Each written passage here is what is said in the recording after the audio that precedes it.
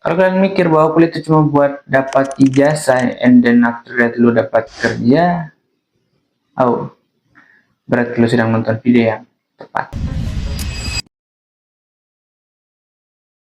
Hai, gue Evan Klaus, mahasiswa arsitektur yang berjuang antara deadline tugas, organisasi, dan konten. Dan di video ini kita bakal bahas soal kenapa kuliah itu penting dan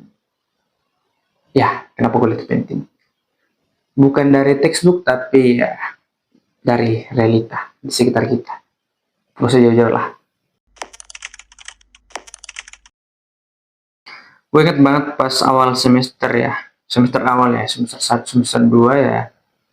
Gue ngerasa semua bakal gampang asal rajin belajar dan nugas, tapi makin lama gue sadar kalau kuliah itu ternyata bukan soal seberapa pintar lo di kelas. It's about how you handle life gitu. Teman-teman pernah nggak ngerasain lagi ujian bentrok sama deadline tugas, tapi di waktu yang sama lu harus menjadi panitia sebuah kegiatan organisasi.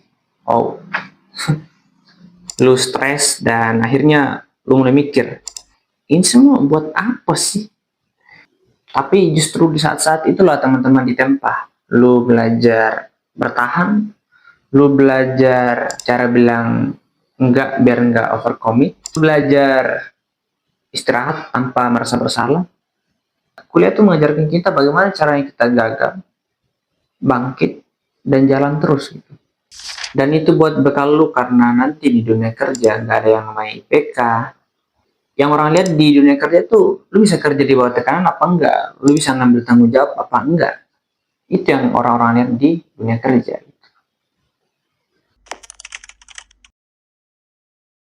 Kuliah mengajarkan cara berpikir, bukan nyari jawaban. Ya, lu sadar nggak? Kebanyakan tugas-tugas yang diberikan dosen-dosen itu mengharuskan kita untuk memikirkannya sendiri. Dosen itu cuma jadi pemantik dan ya pemeriksa atau tempat konsultasi mahasiswa gitu. Berbeda dengan soal-soal anak SMA, lu dikasih buku paket yang di akhir babnya itu atau di akhir bukunya itu ada soal. Dan jawabannya tinggal lu cari di dalam buku paket itu. Jadi ya lu semata-mata ya cuma nyari jawaban gitu. Lu nggak berpikir ini jawabannya kenapa bisa ini? Kenapa bisa A? Kenapa bisa B? Sedangkan di perkuliahan kita nggak gitu.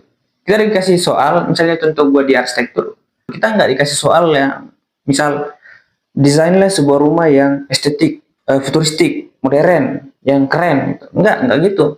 Kita dikasih soal itu untuk mendesain sebuah rumah, kita dikasih case. Gitu. Kita dikasih kasus, dan di saat yang sama kita harus mikir gitu, siapa penggunanya, apa kegiatannya, dan apa dampaknya bagi lingkungan. Dan itu semua nggak ada jawaban yang pasti gitu, nggak ada jawaban yang mutlak gitu.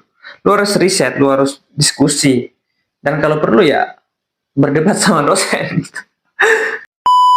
Dan gue yakin jurusan yang lain pun juga sama gitu. Lu disuruh nulis esai, bikin proposal, ngoding, itu semua bukan cuma sekedar tugas gitu, tapi latihan buat mikir. Dan cara lu untuk berpikir itu adalah invest jangka panjang gitu. Karena teknologi akan terus berkembang, tapi cara lu untuk beradaptasi, problem solving, cara lu berpikir, itulah yang membuat lu berbeda dengan robot.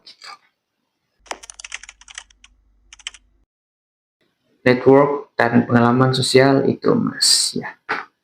Dulu gue orang yang berpikir bahwa gue tuh bisa melakukan semuanya sendiri gitu. Gue bisa apa-apa sendiri, gue bisa handle semuanya sendiri gitu.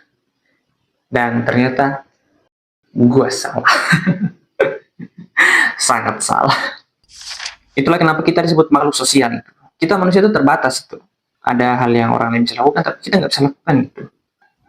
Dulu pas gue mau masuk organisasi, gue cuma pengen belajar untuk manajemen waktu gitu, time management gitu. Tapi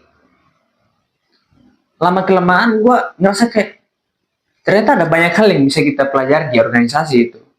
Lu belajar critical thinking, lu belajar social networking, lu belajar emotional intelligence, lu belajar ethical decision making, lu belajar komunikasi yang efektif, lu belajar social impact gitu. Dan itu semua nggak bisa lo dapatkan di dalam kelas perkuliahan gitu, dalam satu mata kuliah tertentu itu nggak ada itu. itu adalah hal yang lu bisa dapatkan di organisasi. Itulah kenapa orang-orang mengatakan bahwa organisasi dan akademik itu harus berjalan beriringan. Karena ada hal yang kita pelajari di akademik, tapi nggak ada di organisasi. Begitupun sebaliknya. Kalau teman-teman jalani kuliah ini dengan niat, ya yakin dan percaya teman-teman bahwa kuliah itu bisa menjadi simulasi dunia nyata, dunia di luar sana versi mini. Ya, versi mini.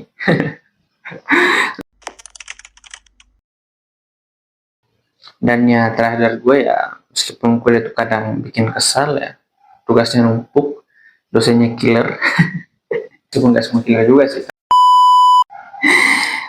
Tapi yang banyak orang nggak sadar adalah dia tuh bukan cuma soal dapat ijazah kemudian kerja. Kuliah itu adalah proses itu. Proses untuk lo belajar mikir, belajar untuk gagal, belajar untuk menerima kekalahan, dan belajar untuk bangkit kembali. Dan tentunya belajar untuk mengenali diri lo sendiri. Ya, gue tau lah banyak drama, kadang ada yang nangis-nangis, dan memang berat. Namun ya, namanya juga proses ya, dengan terbentur, kamu akan terbentuk.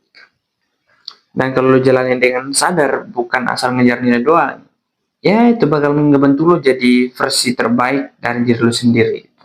Jadi ya, belajarlah, terima rasa sakit itu, karena itulah proses itu. Dan kalau punya pendapat lain, ya boleh kita diskusikan di kolom komentar. Karena ini cuma opini gue gitu. Jadi ya, teman-teman boleh setuju dan boleh nggak setuju ya. Jadi mungkin itu aja dari gue, Berikan Klaus pamit undur diri dan sampai jumpa di video selanjutnya. Bye-bye.